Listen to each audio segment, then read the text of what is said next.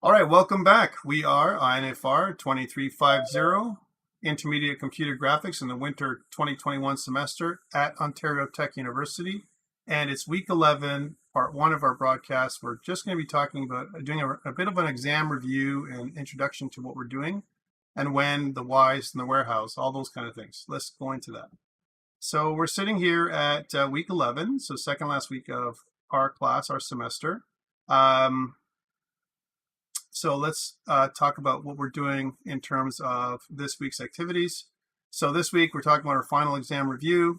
Things that are due starting next week is assignment 4, deferred lighting. That assignment that was pushed out is due Sunday, April the 11th at midnight, right? Final presentations are also due for next week. So that is just before your GamesCon. And that'll be during our class period, that's Wednesday. And it'll be your final presentations, whatever you have, and the final aligned components for this course, you're going to be presenting next Wednesday live. So make sure I will post a presentation order. I'm probably going to randomize it this time just to be fair, but you must be present in order for you to get any kind of value out of it. And what I mean by that is, if you're not present, think about this as your presence is required, is mandatory. So if you're part of a team, my expectation is that you'll be physically in the Zoom class and you'll be able to respond to questions or even participate. I don't expect that everyone does the presentation just like normal. It could be one key presenter, and whoever is the best at presenting is fine. Again, you're going to go through a very quick version of your GDW presentation with just the requirements. So that's what's happening there. All right, then some updates. Because we moved our assignment 4 to April the 11th, I didn't want to compound everything. I want you to kind of put everything together for your GDW project requirements in terms of your documentation and everything else. And I'll have the due date move now to Monday, April the 12th. I'll give you an extra day to put all those pieces together. And that's including things like a link to your GitHub repo for your final GDW project, as well as anything else. All documentation and all that stuff is due Monday, April the 12th, 2021 at midnight. So that gives you an extra day so we don't kill you with two things due at the same time. It's kind of the same time, but at least it gives you an extra day to put things together. So that is the plan for that one. Andrew, let me go through this, and then I'll go through those questions later. But typically what you want to do, it's not the length of the report, but how complete it is. So as long as you meet the requirements of the stuff that I've asked for, and I've asked you for some certain things, take a look at that GDW requirements document. It should tell you the things that you need. But I don't think it should be, I mean, you can include screenshots and stuff that makes sense, but what you want to do is really highlight those points, the pieces that you're delivering. So all areas, all sections should really be addressed. Okay, and I'll talk about that later on. But thank you for that question. All right, let's talk about the exam information now. So I think this is an important piece as well. So just to give you some dates and put some dates and times to it. So now the final exam period is April 4th to April 24th. So that means starting next week, officially, there could be exams that are running. We're not going to do that. What we're going to do is we're going to move there's two pieces to our exam. It's weighted at 15% of your final grade. And I valued each piece, the written piece and the practical piece, equally. And this is fair, I think, in that if you're good at writing a blog and you're good at analysis, and let's say you're not a strong programmer or whatever, you can focus yourself on producing a very good written document, right? And you get you can get up to 7.5% on this one. And or if you're really good at programming, then you can throw yourself into this one. Both are required. When I say approximate time, that's how I'm going to set it up. So it'll be very similar on the written side to a microblog that you've written before, but I may include short questions as well, like what is deferred rendering? Explain in your own words. What is deferred rendering? What is a frame buffered object? Talk about it a little bit. I may ask you for additional things there. I'm not going to ask you for detailed math. It's not required, right? We haven't had an assignment or exercise like that this semester, so I'm not going to require it of you during the final exam. Okay, so that's an important thing to note. So again, there may be some short questions as well attached to, like, maybe before the actual an analysis piece that you'll be doing. And then your submission requirements will be a PDF document, including some screenshots and references. Please make sure you cite your references for this one. Am I looking for a specific kind of a style or a format for this? No. And the reason why is because, again, I haven't required IEEE format. However, if you feel comfortable doing an IEEE format, and that's easy for you to do with overleaf and latex, that's fine. I'm totally fine with that. If you wanted to do that, it's not required. As long as I have all the things answered as an example that I've asked, and you put it in a PDF format that is very visible, anything that you've written is clear, and your spelling grammar is good, then you're going to get full marks. I mean, it's pretty simple like that. Okay, so that's worth 7.5%, and it's going to be released during the week of April 12th to 16th. That means you'll have the entire week, starting on April 12th to get that done. So that is the time frame. Notice that this one is going to be released April 19th. They will not be released at the same time, right? So you're going to do one in 1 week and then the second one on the other week. Okay, so that way it'll be a chance for you to adjust your time as you will. One thing to note is because these two pieces are an exam, there will not be any extensions. So don't ask me for something like, hey, Tom, you know what? I totally forgot about doing this, the written part of my exam, and it's over. I forgot about it. Can I do it now? No, this is an exam, guys. I'm sorry. So I have to keep a little tighter on these than the rest of the stuff. The rest of the stuff I'm a little bit, lenient and everything else, because I understand you. But we have to get this in, we have to get it marked, and I have to get your marks out on the system. So that's where I don't have any leeway. Not because I don't want to help. I just don't have I don't have an option for this one. Okay, so that's why it has to be on time. Yes, AIM, I agree. So the question that I got from AIM for those people online are, if I have a starter for the practical part, will it have assets like models and textures you'll need? Yes. Anything that you need will be there. I don't expect you to grab stuff. However, just like the midterm test, there's going to be some options for bonus marks. And so for those people who want to add things like your own models and that kind of stuff, I will give the opportunity for you to do that if you have time. However, you can also simply use the stuff that's provided to you in the starter. Okay, so you're not going to start from scratch. That doesn't make any sense, because in the real life, if we were together in a room, you would have a starter and you would only have a very short amount of information and some short amount of time. You'd only have 2 hours, right? So I have to make it so that it's reasonable and you get everything you would need if you were in a room with me and you had 2 hours and you had no access to anything. How would you do it?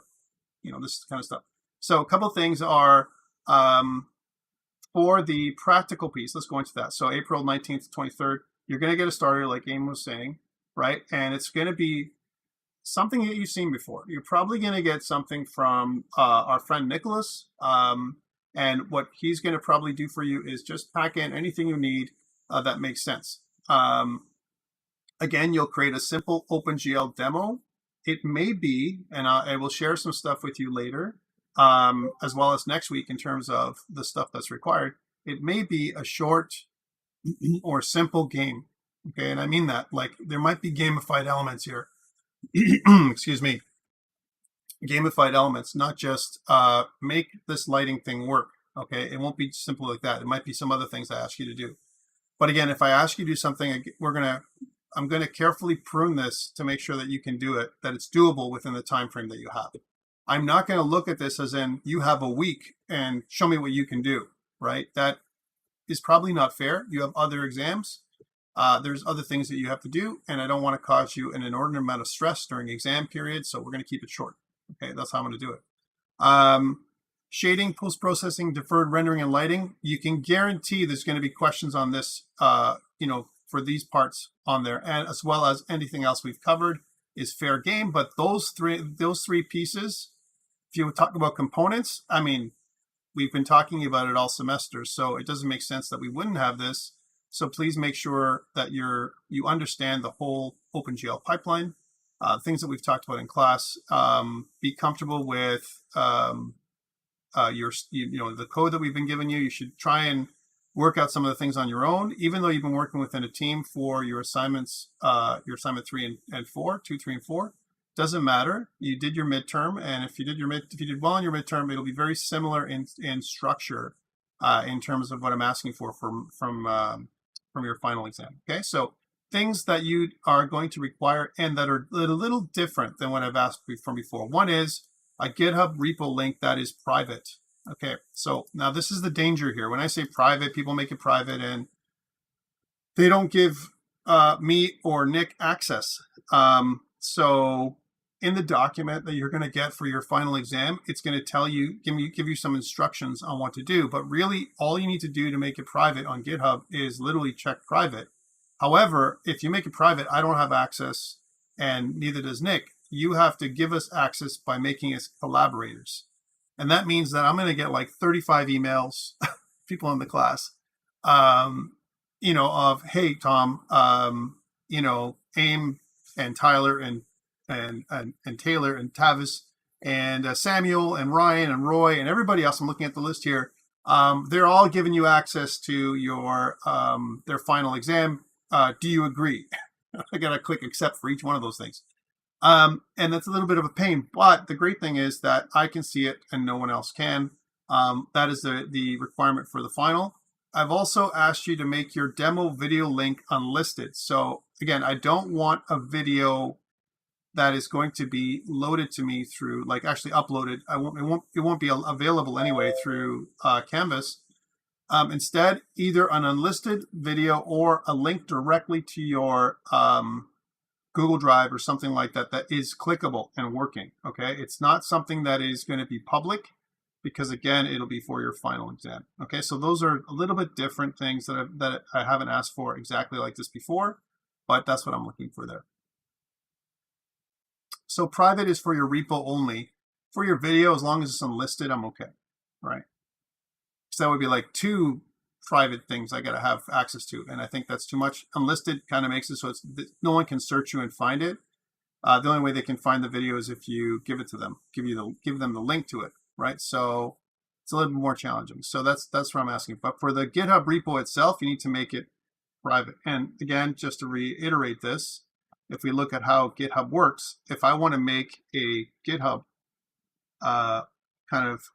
repository, so if I go to Ontario Tech University, let's say, and let's say I want to make a new repository here, and let's say I want to make a new test repository, test repo 2, let's say, right? Notice that there is a private option here. It also asks you if you want to add a README, git ignore, and a license file. Please don't do these. If you're going to add these, add them later with your, through your editor, and then upload this. But this will make it private. And as soon as you click private, then no one has access to it. So let's do that just to show you. So I create a private repository. And then when I do that, you're going to get steering instructions on how to connect to it, right? That's how you would connect to it with, Git init, Git whatever. Or if you want to use a tool, source tree or Gitkraken or whatever, that's totally fine. It doesn't matter to me how you get it up here, but it has to be up here. But the problem is now that, see, it says private, and the way that you would access it is, or give access to someone, is go to settings. And for those people who don't know, so please bear with me. If you know everything, great. Manage access. You put in your password, right? And then once you put in your password, then what's going to happen is, right now it says it's a private repository, right? And then what you want to do is you want to invite collaborators. Okay, so that's something that you want to do. I can create teams, but there's going to be invite people to the app. And again, I don't have that right here because I don't have something that's here. But you would basically add access. If you click manage in here, right, you can also change the visibility.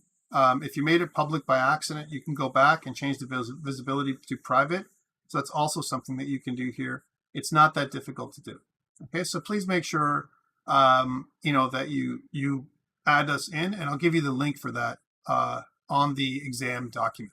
All right, so the exam document will give you steering directions. on how to do that.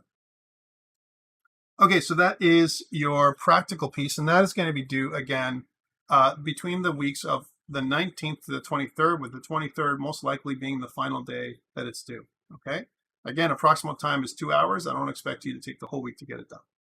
So questions around the format of the exam, 2 pieces, and the time frame.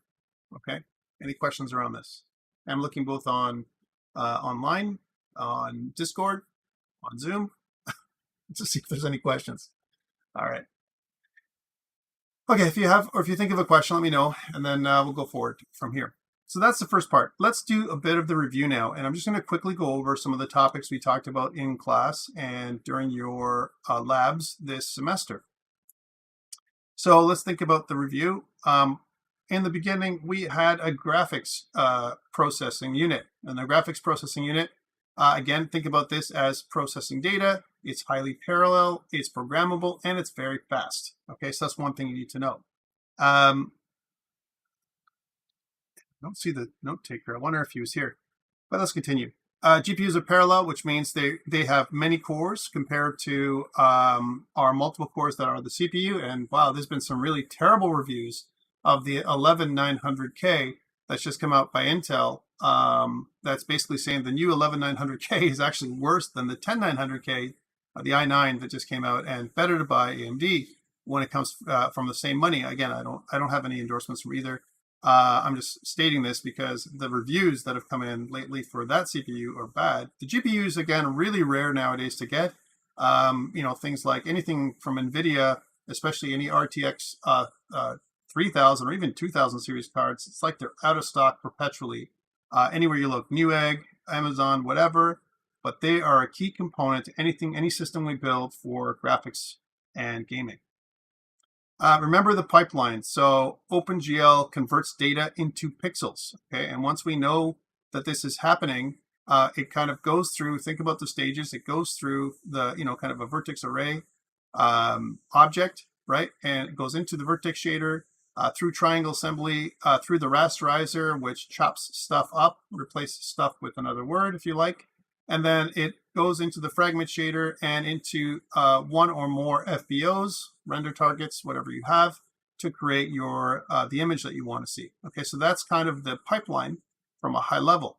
And again, we got to think about data as position and maybe coordinates, texture coordinates, and pixels as color and position.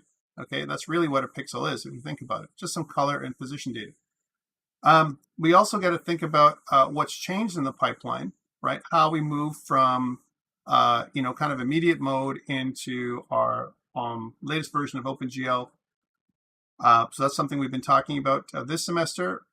We talked about buffers and what they are, how they're used, different kinds of buffers, color buffers, depth buffers, stencil buffers, the accumulation buffer for light. That's what light accumulation buffer is, and so on. We also discussed things like shaders. Shaders are small pieces of code that executed by our graphics hardware. There's different kinds of shaders, vertex shaders, pixel shaders, fragment shaders, geometry shaders, compute shaders, all kinds of stuff that is out there. And we've talked about this in kind of the first lectures that we had. We talked about the OpenGL 4.0 pipeline, which was released in 2010, which is an extension.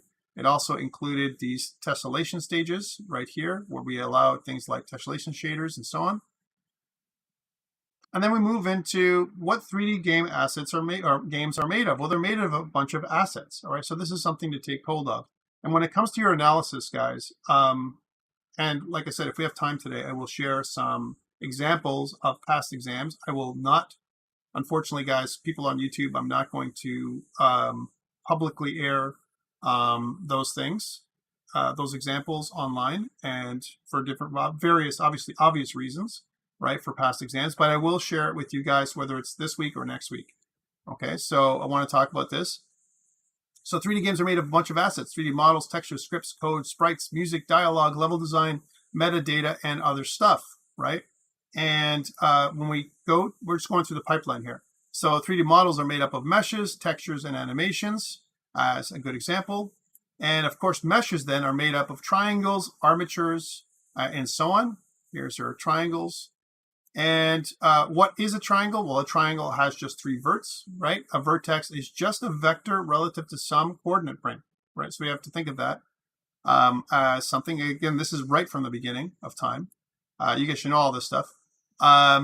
Each vertex can have different attributes, things like, as an example, X, Y, Z coordinates, normals, colors, and UVs. All right, so that's what these are here. Each vertex can be transformed, so I can move it around, I can translate, rotate, do all kinds of stuff. And a lot of these functions were called OpenGL functions in immediate mode. And now, of course, we don't do things like that how we used to. One thing to note is that images, all images, are made up of pixels, which come from the word picture elements. Again, very high level, and this is kind of a review of what these things are. Pixels, of course, are made up of channels, sometimes called bit planes, right? And different kinds of channels. There's the red, green, blue, alpha, luminance channels, all kinds of stuff that we can, that pixels can have. And channels are just data, right? So once we have, these different channels, channels end up being data. And of course, they can store all kinds of things, not just information about the pixel themselves. It's a struct. Then when we come to textures, textures are just images, and thus they're also data, right? If a pixel's data, then textures are data too.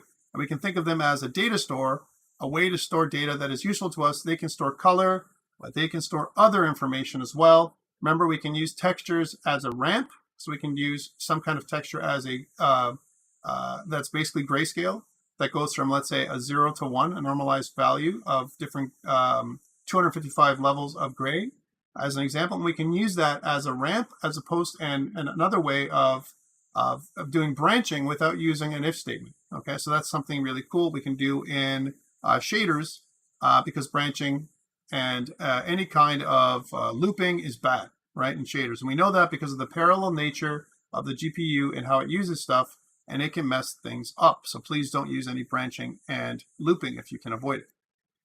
UV mapping, we know what those things are. We really, if we think about it, we have a 2D kind of image, and we sample from the 2D image, and we apply it to the 3D object, right, the mesh. And so we go from 2D to 3D, from a UV coordinates frame to an X, Y, Z, A, or W, kind of an object, right? And that's what we're doing. We actually, when we're doing UV mapping, what we're doing is called sampling. So we're getting a sample of an image from a texture, and we're applying it to a 3D mesh. The other thing that we want to think about, we can store anything we want in these textures. For example, not just color info. Here's an example of a normal map, right? So normal map is just data, but it gives us NX, NY, and NZ data, right? As opposed to R, G, and B. And remember what normal mapping does for us. Normal mapping actually doesn't really change the geometry. What normal mapping does is it affects the way lighting and shading is calculated, right? So then something that's very low poly like this, right, could look really nice like this, or much nicer, let's say, like this. And this is simply by using a normal map. Okay, and again, we can create normal maps by doing things like, and you guys should have learned this before, or with Gavin, by doing something that's very high poly. And what we're going to do is take a high poly object, and we're going to retopologize it into something that's low poly. And so when we create our high poly object, we create a texture that's also very high quality, and we're going to apply the texture and the normal map to something that's low poly, so we can change the way that light affects it, so to optimize the use of our objects. Other really cool bump map or normal map examples. Here's an example of some geometry.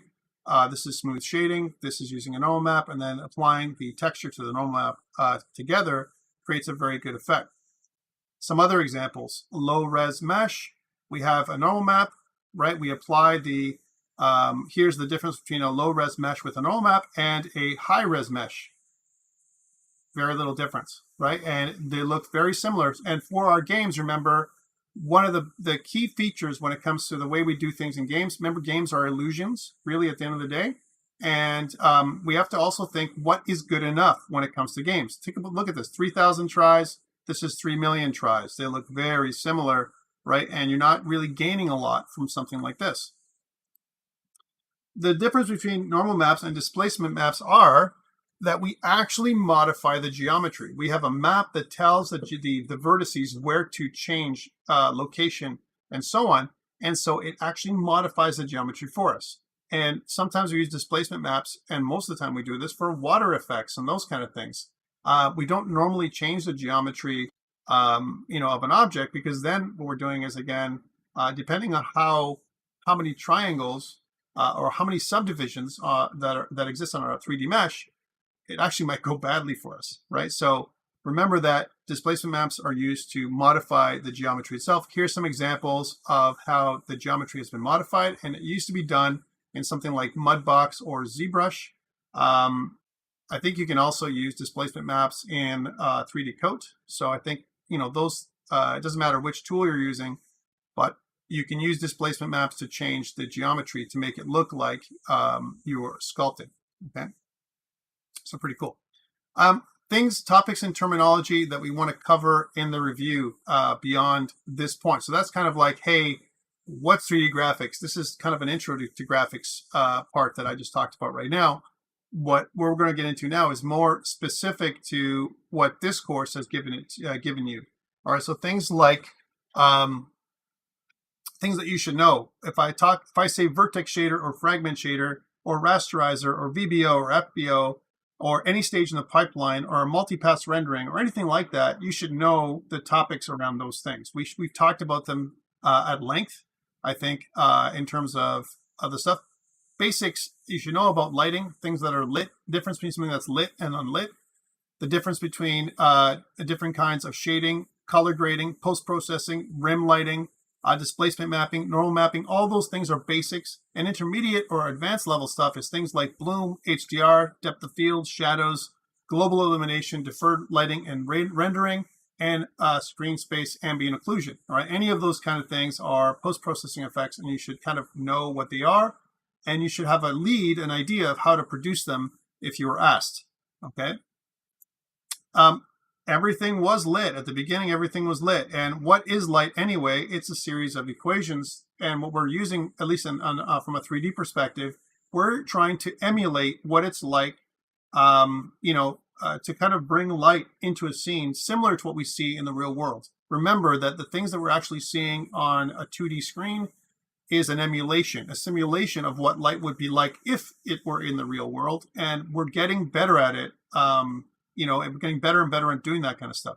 So we have different types of lighting: ambient lighting, diffuse lighting, specular lighting, and Phong lighting is all through shaders. We have some different components. There's a specular component, the diffuse component, the emissive component as an example, and we add them all together to get the final illumination, right? We also should talk about things like high dynamic range, or HDR, and how it affects the scene.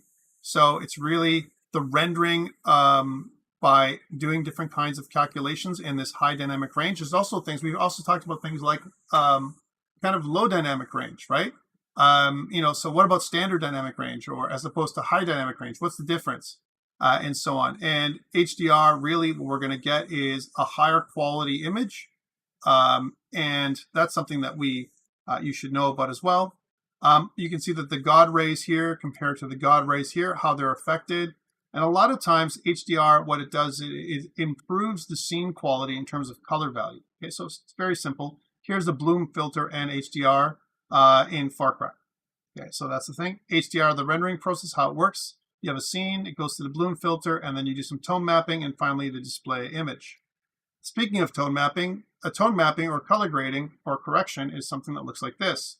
We usually use some kind of cube map, and we sample from the cube map. We usually get the cube map from a scene that you've created in Photoshop, and then you've exported the LUT, or the lookup table, in order for us to render a scene being affected by different colors. And you can create things like mood or a different look and feel to the scene, whether it is daytime, nighttime, a weather effect, or whatever. You can use color grading to accomplish this kind of thing.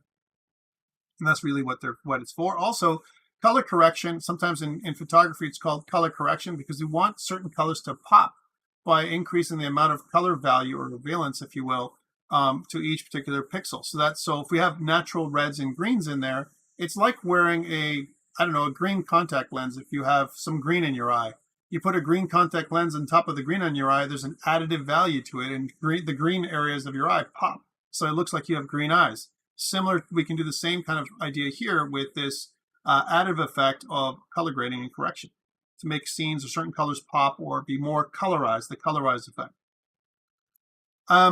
Also, we can look at things like different shading that we use. We use the Sabel filter for edge detection.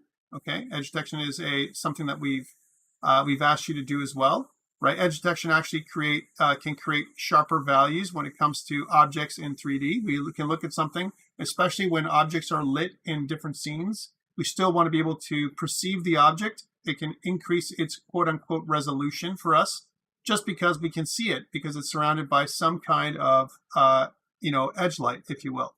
And what we can use edge lighting is to produce bloom, right? Because once we go from edge detection, we use edge detection and the bright spots in our scene to create a bloom-like effect. And the way we do that, of course, is we go through several passes, and one of them is the blur pass. So again, you can see here is the original picture. We kind of highlight the bright areas of the scene, and then we blur the bright areas of the scene, and we combine it with our original image to get the bloom effect. You guys should know about this stuff as we've covered it quite extensively. All right, so kind of similar things. Screen space ambient occlusion, again, is a post-processing effect that increases it creates almost like a fake or faux shadow that's around different objects. All right, and so it can add additional detail where none actually exists based on the object's geometry. So we can actually create creases and different kind of shadows as well. So that's screen space ambient occlusion. Again, I think sometimes it adds value and sometimes it does not. Okay, so there's ways, just like a superhero, you don't use your power indiscriminately. Apply these effects, when it makes sense. Always applying something like bloom in every single game that you make and every single scene might be overdone. It may be not a good thing, right? So you have to, as a designer and a programmer, you may want to think to yourself, when does bloom make sense? The next thing we want to talk about is shadow volumes and shadow in general. How does shadow work? How do we generate a shadow map? What does that look like? Well, we want to think about the light as being truncated by some kind of it's almost like a pyramid that's being cast from the light. Why is it a pyramid? Well, the reason why is because we cast rays from the light, and what happens is we test for depth, right? And we want to test also to see if the light from our rays is occluded by some kind of shadowing object. So the occluder, if you will. And the shadowing object, we have some kind of plane that we are looking at the base level, and we're trying to see if how our light basically passes in rays as it passes through areas into areas of shadow or into areas of light, based on if there are any occluding objects in the middle. That's really how it looks like. And depending on where our eye position is, we might see different things compared to where the light source is. That's also a factor. And the way it would work is we have our light source, it passes through some kind of shadow map, and we have our image plane, and that is going to give us the final rendered image, right? Again, it really depends on where the image is, whether it's passing through the shadow map. Okay, so that's shadow mapping at a very, very high level. How do we make a basic shadow map? Well, it's really done in two passes. First, the scene is rendered from the point of view of the light, right? And only the depth of each fragment is computed. And then next, the scene is rendered as usual, but with an extra test to see if the current fragment is in the shadow. And then we combine everything together. We do a composition step where we put things, we layer things together. There are several different shadow map artifacts. Some of you had them and mentioned them in your last review, actually, when we got together in our checkpoint. You kind of said, yeah, I got some Peter Panning happening and it's killing me. Yeah, it does kill us because it doesn't look right. Without shadows, things don't look right. We use shadows to really give us a sense of depth and position, as well as a sense of realism. No shadows, it looks very unrealistic. And so the first thing we do is get some depth information from our shadow map. And so here are some problems that we can see that we talked about before. So sometimes what I'll do, and guys, remember, if I'm including some stuff here in the review, it's because I might ask you for it. I might say, so tell me about the problems you see in the shadows of this particular scene. What is the problem? Identify it. What's the fix? So here's an example of projective aliasing. When does it occur? When the slope of the geometry is parallel to the light direction. Best case is the overhead light with the flat floor. Worst case is an overhead light with some straight walls where you're looking at it straight on. Depth buffer precision, shadow map resolution, and float comparisons cause problems even for best case. And this is a lot of times we get something called Z fighting, with the two things come together, and we get these weird speckles happening right now. Perspective aliasing is different than projective aliasing. Perspective aliasing, it occurs when mapping of pixels in the view space to texels in the shadow map is not a 1-to-1 ratio. What happens is you get this really weird, kind of stepped aliasing for the shadow map, and that's not great. It doesn't look great at all. So things that can really help us are cascading shadow maps, which really allow us to have finer resolution closer in and lower resolution farther out. Excuse me. Shadow, acne, and erroneous. AIM says perspective aliasing and problems with cascading shadow maps is the reason I still don't have shadow mapping in my scene. I know it's really tough, AIM, and it's something that if you can hit the TA before the end of semester, he's probably going to be able to help you, right, with that. Let's continue. Shadow, acne, and erroneous self-shadowing. So again, one of the things is occurs when the shadow map quantizes the depth over an entire textile. And when the shader compares an actual depth against the value, it is likely to be self-shadowed as it is to be unshadowed, right? So you get these weird, what looks like acne and that kind of stuff, and speckles again in the scene, artifacts. This is what it is, speckled artifacts or acne, right? And finally, Peter panning, which is where the shadow map is actually, or the shadow is not connected to the object. It looks like the object is in the air, but actually it's just disconnected from your object. I got that actually in Unity recently when I was creating a VR scene. I'm getting some really weird Peter panning effect when I produce a VR scene and using the WebXR exporter, which is something that I've been working on for my my personal project lately. So that's something that I've been fighting with, trying to fix it. And a lot of times it's the way you set up your renderer in the scene. Sometimes it's the way you allocate resources for shadow mapping, and it's sometimes just a calculation problem, right? So again, what it is it's missing shadows appear to be detached from, and the object is floating above the surface. This makes it look really bad. So how to fix some of this stuff? A lot of it can be fixed with cascading shadow maps. And the way cascading shadow maps work is you have a near plane and you have a far plane, and what you want to do is you have different splits. Now again, this takes up more memory.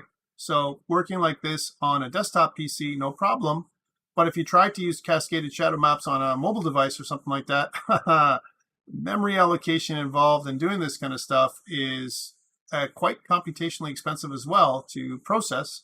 So we have less splits. A lot of times what happens is on the web, if we're going to take something and produce something on the web, or if we want to produce something on a mobile device, then we cut down the number of shadow maps or cascades. So in this case, you have 4 cascades, right? Where as you get further and further out near the far plane, then the level of detail is less and less. And so we don't care about how pixelated a scene is up here, or the anti-aliasing, because we're not going to see it, chances are, because the pixels relative to the actual object are going to be fairly small in a perspective projection, right? Now, some things that we really want to see is the stuff close in. So some kind of split, how far you want to see it, something that's visible, to the camera, to the eye, right? The closer you're in, the higher quality or higher resolution that you want the map to be. All right, so that's how you can fix that.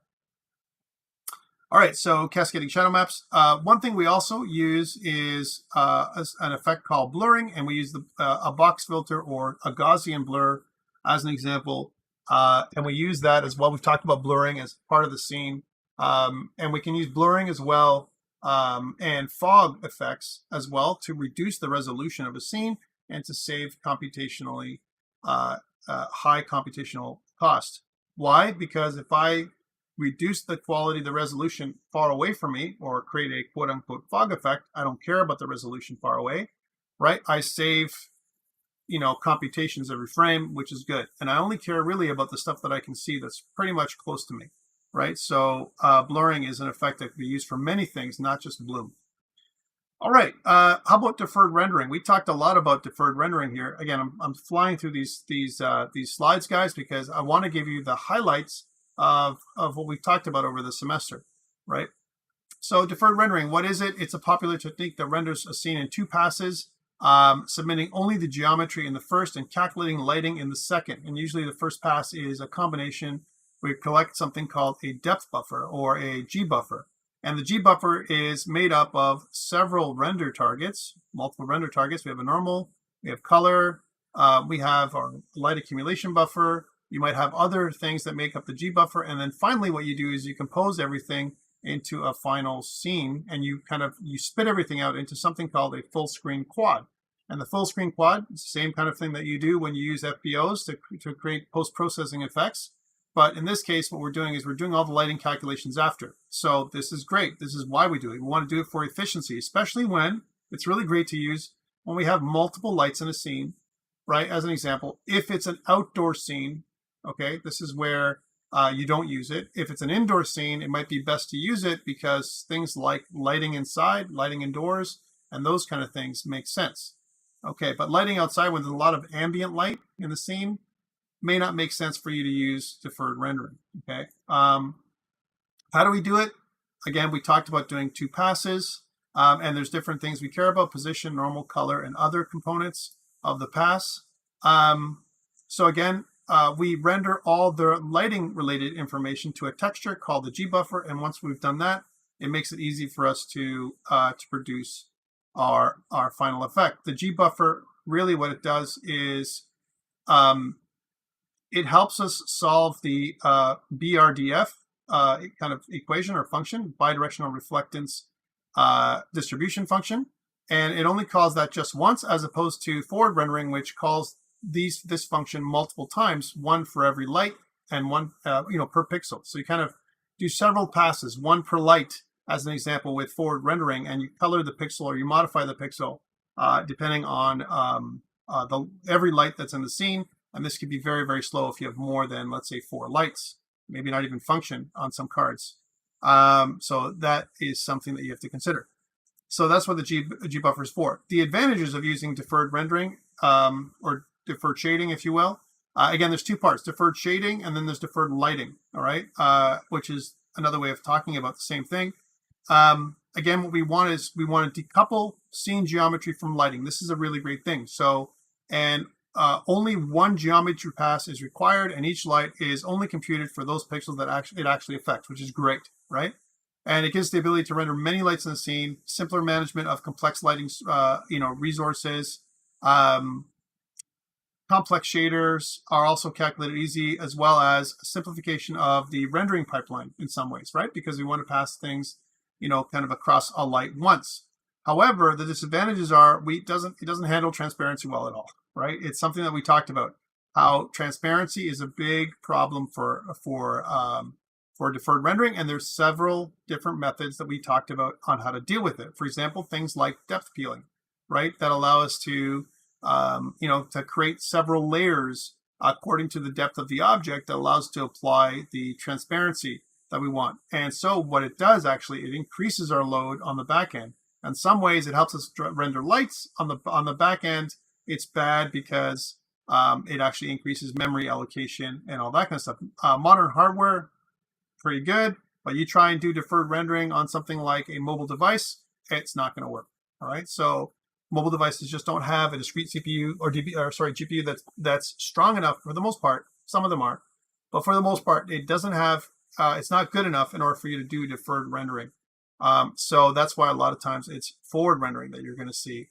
Another advantage is, or another way of doing it is to use to do the lighting pass with deferred rendering and pass it into a forward rendering do a whole forward rendering pass for all of the transparencies that you want to hit as well. So that's something we talked about before. We also talked about this idea of multiple render targets and what those are. Again, we have our diffuse color GBuffer, our Z buffer, our surface normal GBuffer, and our final composition, where you take all those three things and put them together with the lights. All right, so that's the final compositing. All right, and what are multiple render targets? They allow us the programmable pipeline to render images to multiple render targets at once, different textures. That's what we're creating. And then what we're doing is we're kind of combining them later on, and that's how we can produce deferred lighting and rendering. All right, we also talked briefly last week about water and particles, and just to revisit that really briefly, really super briefly for this one. Again, we want to use some kind of time-dependent function to create the wave effect of the water. And what we can do is we can use some kind of tessellated quad based on a sine wave. We must have some kind of function that allows us to create the wave effect where we actually use displacement. We're going to use the displacement kind of effect, so displacement map, if you will, to displace the water. And we're going to do this in real time, right? So we're actually changing the position of the pixels on a quad or something like that. We also a lot of times use some kind of scrolling shader effect across the surface of the water to create different kinds of effects like refraction and other things, and noise that we generally get from waves and ripples. We also talked about water caustics and the difference between the wave, the surface effect, reflections and refractions, as well as what light looks like inside or underneath the surface of the water and how you can accomplish this. And what water caustics really are. They're really an occlusion of light as it passes through the surface of the water, and the kind of almost God rays like it produces inside the water. And also you can accomplish it with a combination of that and blur, right? You want to kind of blur the scene as if you're underwater, or if you have some kind of lenses, you put your lenses on and you would see a lot clearer. But a lot of times what happens is to accomplish this effect, the biggest one, I'll be honest with you, we didn't even touch upon this last time, is sound. You want to make it sound different under the water for your characters too. All right, so that's something that's interesting. It kind of fools the eyes when we can hear, when our ears tell us that it should look a certain way. So how do we do that? What's the physics behind water caustics and refraction and reflection? Well, we can look at something called Snell's law, which gives us the index of refraction. And as we look, it's a ratio of what we see as our light, the light from our eye, as we look at a scene, as the light passes through the surface of the water, it bends. It tends to bend, or looks like it bends, or change direction. And this refraction, the refracted effect, gives us that objects deep in the water seem to be in a different spot according to the way our eyes perceive it as where they actually are, right? So that is the physics behind refraction. When it comes to the reflection pass, we want to do it in several passes. One of the things we use is a mirrored camera that's underneath the surface of the water. And what it does is it generates, it kind of sees outside of the water any objects that are outside, and takes it and uses the water's surface as a texture or a render target. And so we render the image that we see outside of the water on the surface of the water. And then what we want to do is we want to apply some kind of permutated reflection texture, which is, again, with noise that is kind of aligned with the sine wave or the time-dependent function that gives us the effect that we're looking for. So some kind of ripples or whatever it's going to be, or some kind of effect, it modifies or changes what it looks like, the actual image itself, on the surface of the water. And then we do is for any objects that are inside the water, deep in the water, we apply the refraction render pass to get the final effect. Okay, so that is all the stuff that we've mostly talked about this entire semester in a nutshell. And we kind of did that in all of it in less than just under an hour. So questions around this? I want to take some questions now in terms of anything you want to think about from the the things that we talked about on the exam, or anything like that, any concerns you have. By the way, for people, there are some people that haven't submitted certain things due to accommodations and those kind of things as well. If you're one of those people and you've come to me and you said, look, I've got a problem, I was sick, or I need accommodations from this thing or that thing, and I've given you extra time or whatever, please connect with me on Discord so we can get that all done. I'd like to get you to submit anything that you need to submit. If you're working in a team, as an example of other people that have also been affected, I'm also going to take that into effect, and when I'm thinking about how you're submitting with somebody else. So if you're someone who's been affected by COVID, or you're someone who is, I'm keeping this very general, guys, because I don't want to say, of course I want to keep it like as private as possible, but I'm trying to kind of communicate to you guys that if you have a problem, please connect with me on Discord. Yes, you can certainly hit me up on email if it's something that's official. But if you need me to fix something, open up a Dropbox on Canvas or something like that, please connect with me on Discord. I will do that immediately when I see the request come through. Okay, so that's something that I want to be able to do. So anything that you've missed or whatever in the time that you missed it, I want to help out. Also, other things that I want to talk about during the exam period, and I didn't talk about this, from April 12th to, let's say, April 23rd, myself and the TA will make ourselves available. There might be a slight delay in response because there's other things going on, but it doesn't mean that we're not make ourselves available to help you with any part of the exam. So if you have a problem with lighting or rendering or whatever, the TA is there for you. If you have a question on format, or if you want to check with me before you submit something, I'm okay with doing that. Please, again, hit me up on Discord. Send me a DM, and then I will connect with you. We can even have a conversation about it. If I'm available, we can arrange time during the exam period for office hours or whatever. Okay, so please, don't evade me or avoid me in any kind of way. I'm here to help you guys as much as I can. Okay. Other things to note is for next week's assignments for deferred lighting, guys, it's super important that you get this done because it's going to help you with two things, right? It's going to help you with your GDW requirements, which are due on the following day. As well, it's going to help you with your final exam because deferred lighting and rendering is on your final exam. So at least if you hand it in and if you work on it with your team, and at least you have an example of something that's working, then you can use that example even during your exam, because remember, it's an open book, open internet, open everything exam, right? It's a take-home exam that you're going to take home, and I'm going to ask you to do some stuff, right? So that's it. So that's it for me. Now I'm here to take questions. Any questions for me before we go?